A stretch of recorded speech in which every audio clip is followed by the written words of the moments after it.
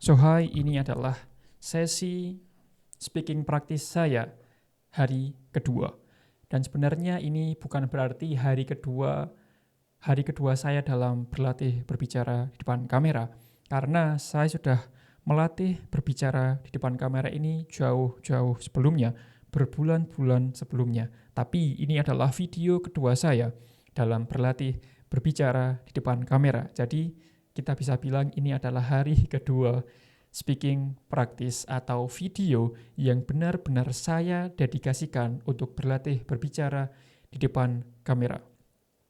Seperti yang kamu tahu, alasan saya membuat video ini adalah untuk melatih diri saya berbicara di depan kamera, menambah jam terbang saya berbicara di depan kamera. Karena mindset saya atau keyakinan saya adalah semua bisa kalau terbiasa. The more you do, the more you get. Progress didapat dari repetisi. Semakin kita mengulang suatu hal, kita akan menjadi lebih baik lagi. And this is the big reason why I'm doing this every single day. Alasan utama saya adalah ingin meningkatkan dan menguasai keterampilan dalam berbicara di depan kamera. Mengapa saya sangat terobsesi untuk bisa lancar, untuk bisa mahir berbicara di depan kamera? Karena saya sadar di dunia sekarang, di era digital, semuanya itu online. Dan ketika kita bisa menguasai keterampilan dalam berbicara, itu akan jauh lebih bagus, akan sangat bermanfaat untuk semua aspek sosial, bisnis, personal, apapun itu, dengan kita bisa berbicara dengan baik, khususnya di depan kamera, itu akan bermanfaat untuk kita semua.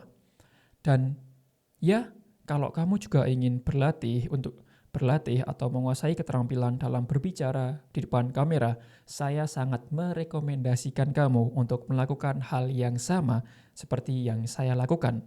Duduk aja, press record, ngomong apapun yang ada di kepala kamu. Karena ini adalah salah satu hal yang wajib yang harus kita lakukan untuk bisa menjadi lebih baik dalam berbicara di depan kamera.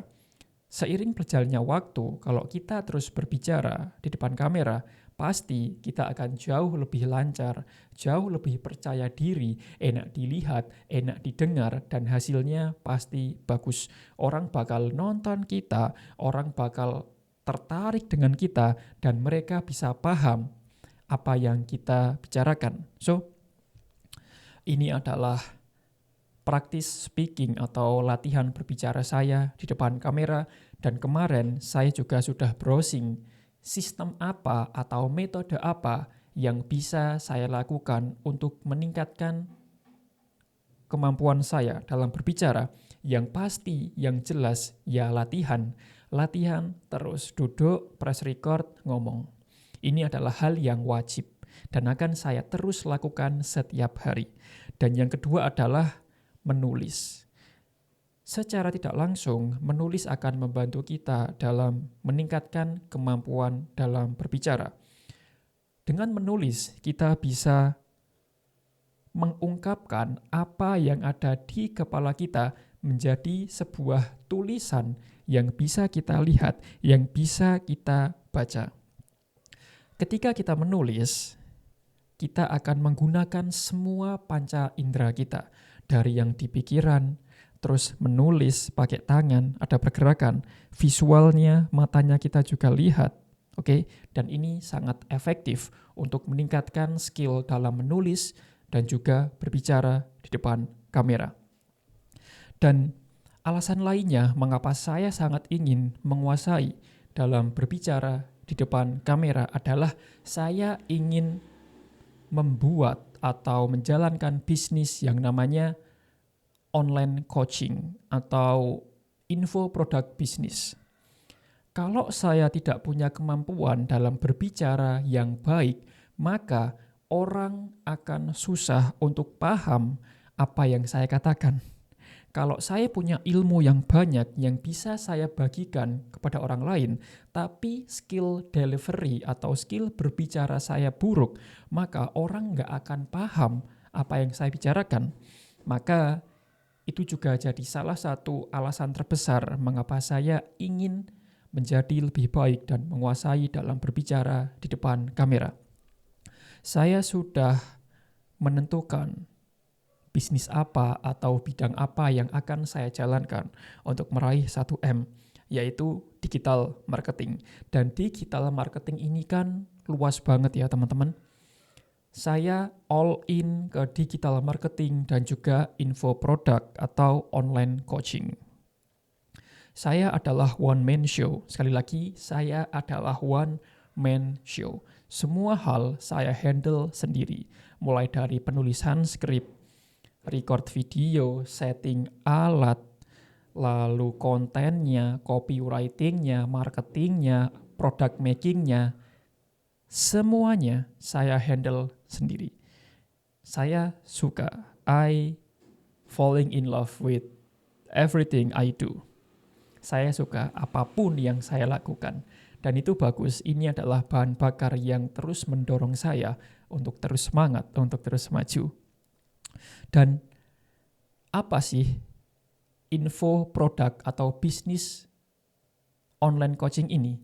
Sebenarnya coaching ini tuh sudah ada jauh sebelum kita lahir, jauh sebelum di era digital ini. Pada dasarnya, coaching itu adalah bentuk usaha di mana seorang trainer, seorang coach membimbing, membantu, dan memberikan pelatihan kepada klien mereka untuk mendapatkan hasil tertentu. Contohnya bisa make more money, bisa menurunkan berat badan, bisa editing, bisa bikin konten, dan lain sebagainya. Intinya adalah orang membantu kliennya yang ingin mendapatkan hasil tertentu, yang ingin mendapatkan sebuah transformasi dari A ke B, dari gemuk ke kurus, dari nggak sehat ke sehat, dari nggak tahu menjadi tahu, dari yang belum bisa jadi bisa. Oke, ini inti dari coaching bisnis. Dan dulu coaching bisnis itu serba offline. Artinya, ketika kita ingin melatih atau membimbing seorang klien, kita harus ketemuan di suatu tempat atau harus datang ke rumah mereka. Itu adalah dulu. Sekarang model bisnis coaching ini bertambah, yang dulunya hanya offline, sekarang online.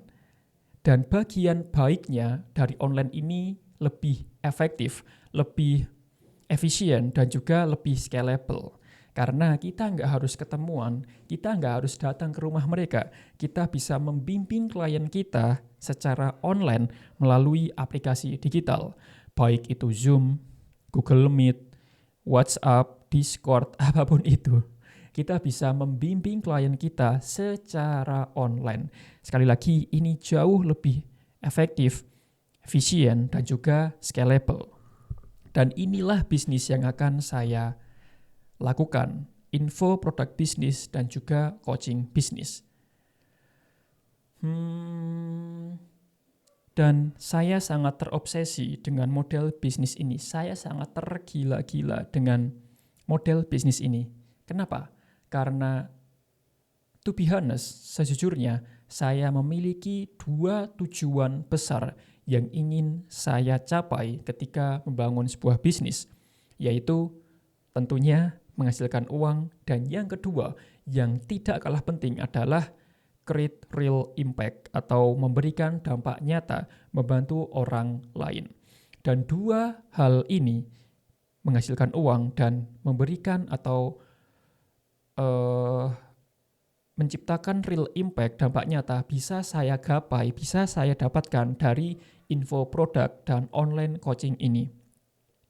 Dan I am a Muslim, saya seorang Muslim, dan ilmu yang bermanfaat adalah amal jariah. Hal ini yang terus mendorong saya untuk terus maju, untuk terus berusaha, untuk terus melakukan pekerjaan saya, yaitu create real impact, membagikan ilmu yang bermanfaat, karena ini adalah sebuah amal jariah. Saya tidak fokus hanya pada dunia, tapi juga membangun akhirat.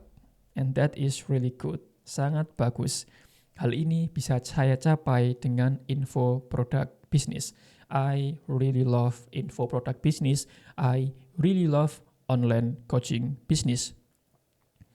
Dan mungkin kalau kamu juga merasa aku juga pengen terjun ke info produk atau coaching bisnis ini, bagus.